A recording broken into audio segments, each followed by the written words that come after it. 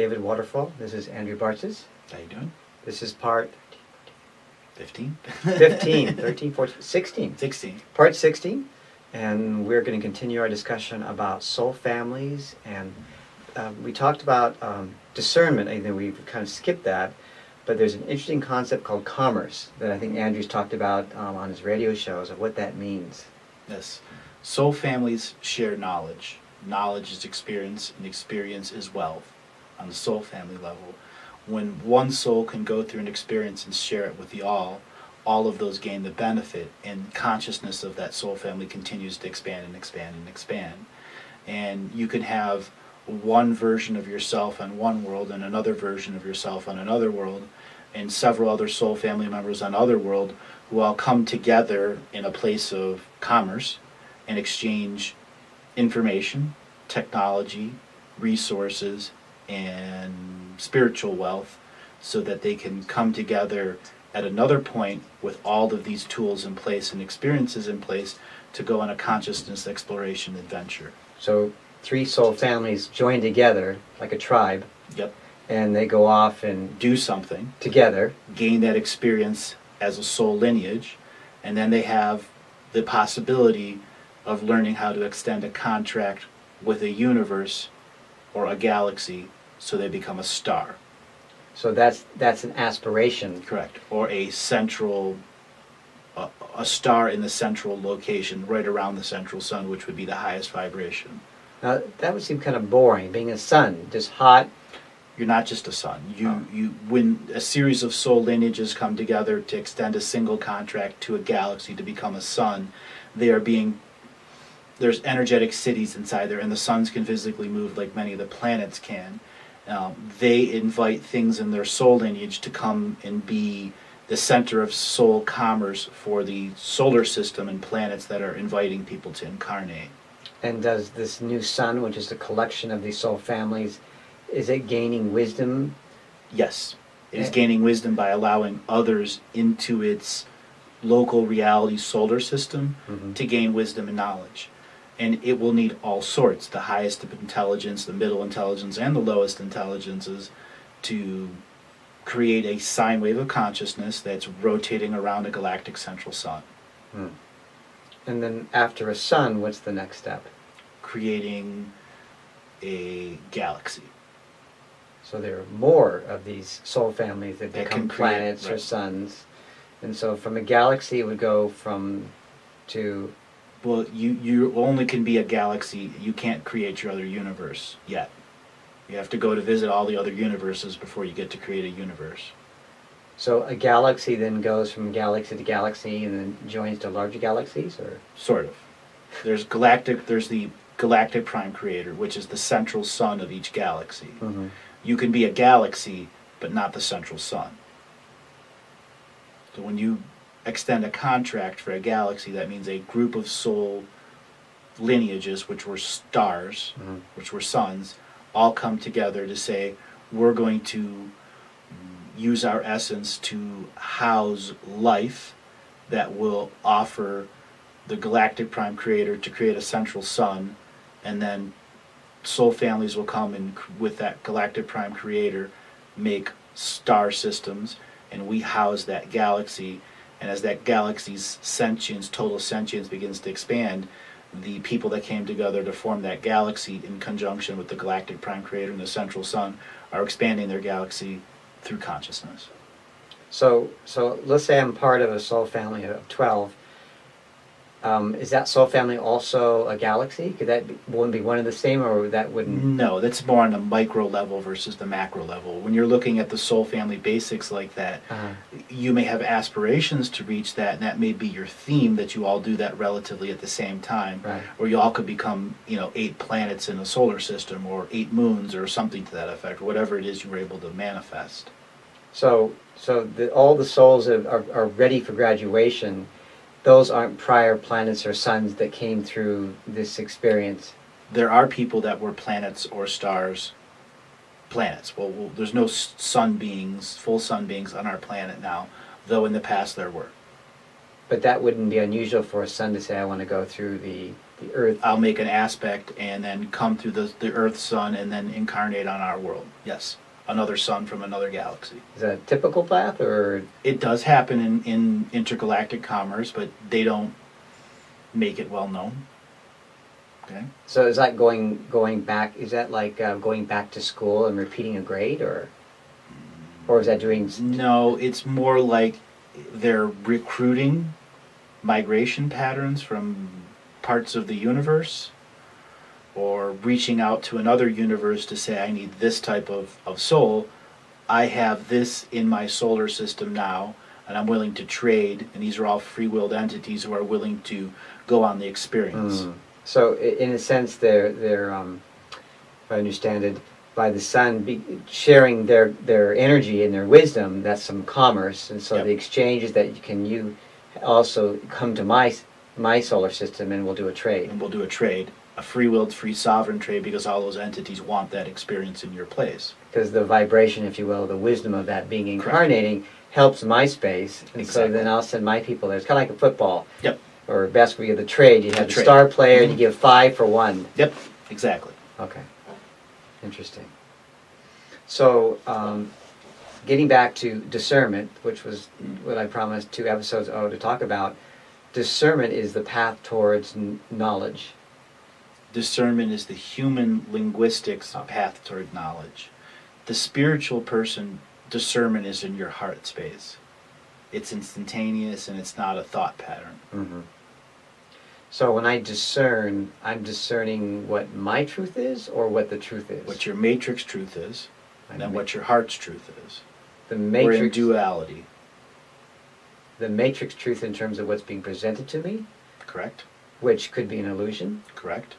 versus the absolute truth of what I know to be true at that point of consciousness. Or your heart's expression of spirituality that transcends the matrix and allows you to have a linguistics with unlimited vowels and consonants. So my understanding of truth could be different relative to my soul's development. Correct. Which means that truth is all relative to And my subjective. perspective. And it's subjective. Mhm. So there is no absolute truth. There's only perspective of truth. Hence your challenge to, when I ask a question, you're answering to my truth. No, I'm answering to the entire audience's amalgamation of truth because I've lived in every soul family. I see. And so you're balancing, everyone that's watching this broadcast, you're trying to match collectively Match. what that relative truth is, so they're getting the answer, if you will.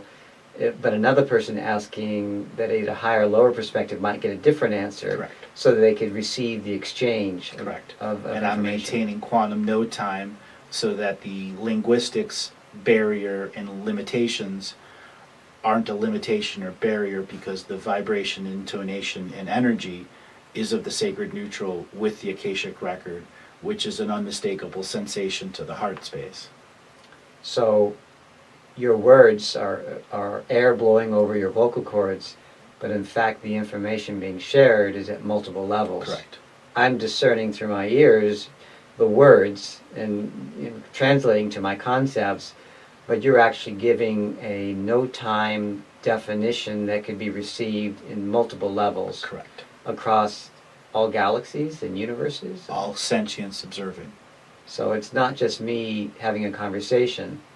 The whole universe is listening into this conversation and receiving a different answer based on the... Correct, because the universe is collective consciousness in its biggest perspective. So obviously as you go down the rabbit hole, It gets deep. it gets deeper and deeper, and you have to pause, Yeah. have lunch, Mm-hmm. think about it, Mhm. enjoy the experience. So back to discernment. I think in my current life, and I think many others, the media has done a great job of giving the truth, which is their job, but the agendas of the people presenting the truth are not always consistent. So some media is very honest, their intentions very honest, could be co-opted, where other media is very deliberately trying to steer you in one direction. The same in the New Age movement, Mm-hmm. the same through all the religions, and I think there's probably a bias that said if it's an Eastern religion it must be obviously better than a Western religion. because Eastern's so old, but trying to navigate that and trying to figure out, so what is truth and how do I reach that state of alignment is a big challenge. Big challenge. And so how do I, and I know that's not your job, at least I don't think it is, how does a human being discern whether they're being fooled? And maybe that... It comes to your heart's awareness and how in line your mind and your heart are. So is it how I feel about it? It's not feel.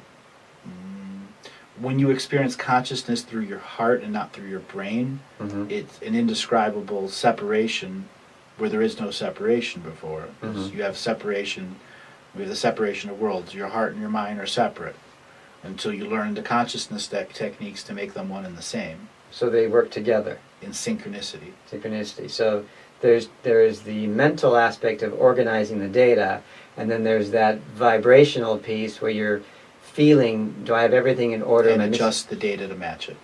Adjust the data. So we call that in my work data massaging. Yep. And there's an art form, right? Yep. You're trying to distill the complex into the simple. Correct. So your heart is doing that intuitively. Correct. And your mind is like trying to keep track, but at some point the complexity exceeds the mind's ability. Correct. Hence the heart, in fact, is probably the supermind, because it actually can take the infinity and break it down into finite pieces that are decipherable and digestible. In terms of a feeling of, is that right? That's just about right. I mean, yeah, just about. I mean, but an approximation, you're close. You're really close. I mean, it's very, very good that you described it that way. I mean, what I have to add to that, the heart itself is where your soul originated from. When you're a fetus, you start out as a heart with a brain inside the heart. There's actually a piece of brain matter inside your heart. In the heart. Like the actual heart. Like when you watch a fetus grow, it is a heart with a brain and a beginning spinal column. And then as the heart grows, the skeleton grows out and the spine grows up and makes a brain. So the brain isn't formed until weeks later, but the heart's there first. There's an actual brain in the heart. So when you reach consciousness exploration and realize that this brain, its energy center, is projected from the heart, everything goes into the ladder of the heart. And therefore, the heart can experience the no time while the brain's still functioning with the data. In this piece. Right. So can you see that?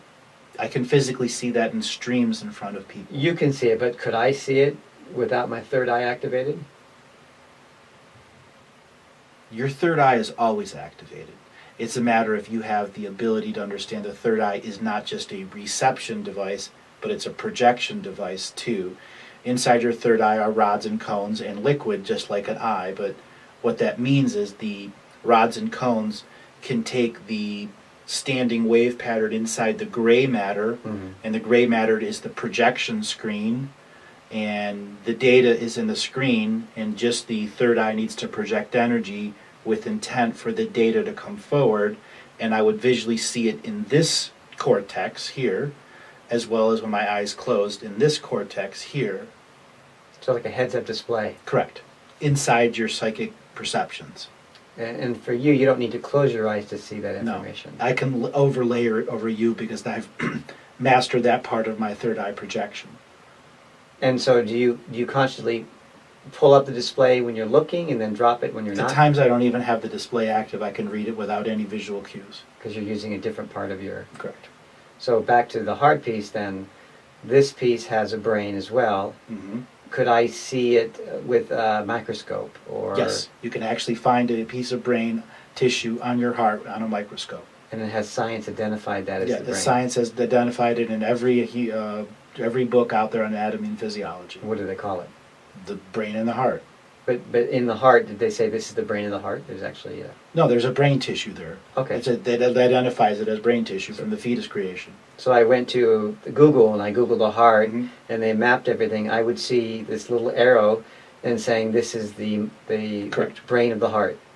Where the fetus first started. You'd have to look at a chart where the fetus is growing. And that's where the brain is. That's where the brain is. Okay, so the two brains working together. And then how does the throat chakra blend? The throat is how we translate into our culture. Our contracts interfunction between our brain and our heart. Fine print in our brain, true contracts in our heart. Mm-hmm. That's the separation. And so when they come together, You have limitation or expression. so discernment is both the perception and the processing. Correct? I don't need to disseminate. I could be a hermit and I could understand truth, but the throat chakra allows you to share truth. With vibration from the heart as part of a projection. So I could create disinformation Yes? with that projection. Or you can create true information by projecting no time with it, so the sentience that's receiving that energy understands this is not a violation of free will, this is no time data stream from the Akashic record, and the entity that's reading it is in resonance with the Akashic record, therefore it is truth. And the heart recognizes it truth because the heart is the resonance field that's part of the bioelectric field of Earth. So I have the ability to discern truth using those abilities. I Correct. also have the choice to discern disinformation, or Correct. like 99% truth and 1%. Correct. And that could be either conscious or unconsciously. Correct. Based on the programming or the misperceptions that I have. Correct. And ultimately we're all on a journey of understanding what truth is, and so we probably can't be expected to always share what is truth. Correct. Could be misunderstood Mhm. innocently. Very much. And many knowledge that was brought here to free Earth was misused and misunderstood by both sides. So to share misinformation by itself is not lying, unless there's a conscious understanding and an intention to deceive or manipulate you Correct. for a particular benefit, Correct. for commerce, if you will, Correct. a stealing of information. Correct. So how does a person discern truth when there are just multiple sources, the internet, we're all saying, I'm true, I'm true, I'm true. Mhm. That's overwhelming. It's a smorgasbord. Yeah, it's a huge buffet. And everyone thinks they're the only truth. I've heard that before, the one-way thing. Okay? That is the first discernment level. Is it one way? The world isn't one way. It's an infinite amount of ways. So that's the first checklist. That's If the someone first says check. that I have the truth, you go, okay, obviously you don't. Move on, next. Mhm. Well, from the galactic historian perspective, I experience that all the time. That's why I speak the way that I do and project the energy that I do, because I know inside that human body you have a set of receptors that are built into your DNA to identify truth from the Akashic record linked to the Akashic mind. Mm-hmm. You just don't have the user manual to pay attention to it. And there are people that have figured out parts of the user manual that are light workers, that are healers, that are dream Mhm. protectors. And I know there's enough out there that they can receive the message and then translate it to a message that's a scale down, which will be passed on. That's why it has to be to the highest energy. So what you're saying is, even though it is very complex, it's a very complex game, that there are people that have discerned the truth and are disseminating that very truthfully, And broadcasting it omnidirectional through their field. just by being in their presence. Correct. And that it may not be one person broadcasting 100% of the truth, but a collection of people together Mhm. create an overlay that provides that truth that you are getting a sense. Correct. And that when you're within a community of people that are in their truth, so to speak, Mhm. that it creates a vibration that allows you to start hearing or feeling Exactly. and sensing that something feels right. Mm-hmm. So what are some cues that people need to, what is kind of a simple checklist in terms of, as I come into a group that could be called a cult, how do I sense that, no, this is not a cult, these people are totally giving truth, versus they're giving me 80% truth, but they're taking that 20% that's not truthful and steering me into some kind of contract. Well, that's some of the more details of discernment, and that requires intuition. Intuition is linked to the heart, but functions through the mind and is part of the senses. Mm-hmm. And people can fool the senses really easy. So intuition is one of those heart space things that needs to be regularly used, and the rust shaken off it. Otherwise, you can be easily deceived. So when you use intuition on people and you begin to read people, Are they broadcasting everything that you expect them to broadcast? Mm-hmm. Or are they putting on something fake? I mean, you've walked into a room and you know that, they were just saying something they didn't want anyone else to hear because they're hushed all the way. Mm-hmm. That's discernment right there. And then there's another kind of discernment, like a woman's in a bar and a guy goes to hit on her. No. That's a different discernment. That's an intuitive discernment. Right. So there's many layers to discernment too. So everyone really has the ability to read each other. Yes. It's just a matter if you process it and accept it. And that you're fully accepting responsibility for your awareness, although it's very easy if you've had a trauma or you've had a difficult childhood that you may block out Correct. the feelings because you're afraid you'll be hurt. Correct. Or and I experience that frequently in readings, and that's when I don't push it because I don't violate the sovereign free will of entities. Where others in the light workers will push and push and push till they get the healing. It's free will, right? So Correct. if they're not ready for the healing, it's not. There's no healing if you're creating and pushing a healing. It's not going to stick, or is it? It can be a school of hard knocks healing. Mm-hmm. So when you talk about healing, you're talking about the removal of a barrier, or the sharing of an idea. It can be all of that and above and more. I mean, healing is kind of a very broad topic. Let's say they're recovering from a car accident, Mm-hmm.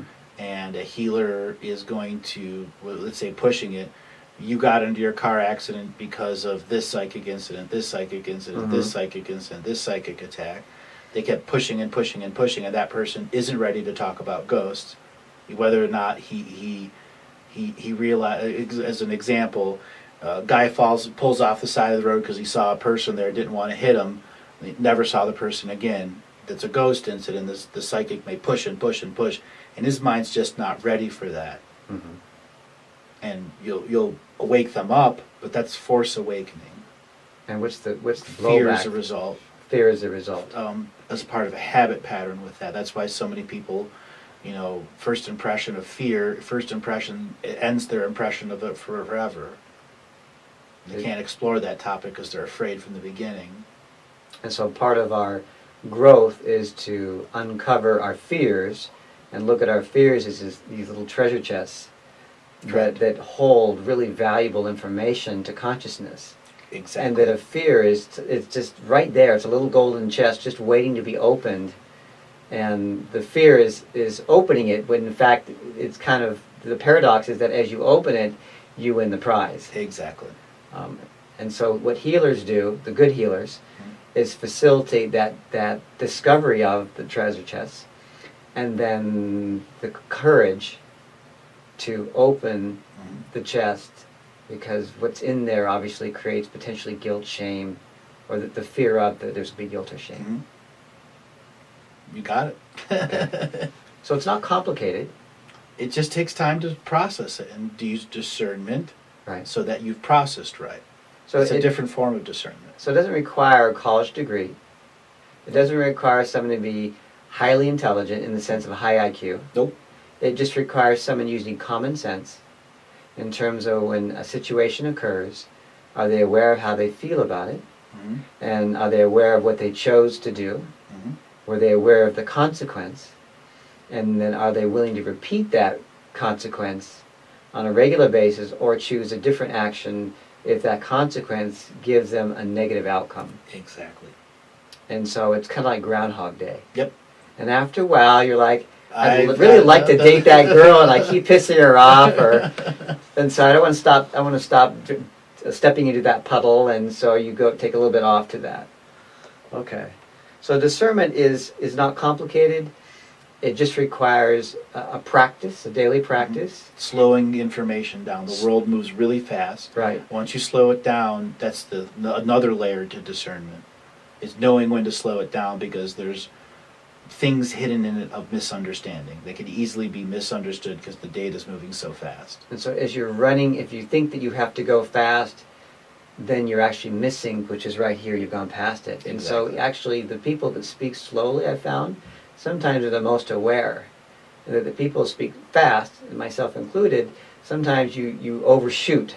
Correct. And so, actually, it's not a game of intellect, it's a game of awareness. Absolutely. It's always awareness and consciousness. Yeah. It always stems down to that for the value in this universe. So every human being has that ability Absolutely. to discern and become conscious, no And matter sovereign. and sovereign, Mhm. no matter where they are in the scheme, whether you're penniless or you're homeless, Exactly. or you're a very smart person in a very important job, or you're a politician. We all have the same path, Correct. and there's nothing easier or harder except for dealing with the perceived fear that if I really look at myself and who I am and what I've done, whether I'm able to accept that, and then the commitment, which is your choice, right? Mhm. Whether you want to go forward, to act on and do something different. Exactly. And free will says you can do the same thing you want in infinity Mhm. until you're ready to do something different. Mhm. And that's okay. And that's okay too. And you can steal as often as you want, and you can do those things, but there'll be a consequence. Mhm. But ultimately, when you're done and you realize that the wealth is within inside, then you can choose something different and you've lost nothing, but And gained everything. Gained everything, exactly. So no one's lost anything. People in prison, people have done bad things. The moment of truth is when you realize, okay, that wasn't such a good idea, but I learned so much. Mhm. Retrospection is one of the greatest human tools. So no matter my choices, I become wealthy. Absolutely. Just choose. Okay. Well, this has been a great episode. Oh yes. Thank you. Thank you very much, Andrew. Thank you. That ends. I'm David Waterful, Andrew Bartzis. Thank you for this time with us. Take care.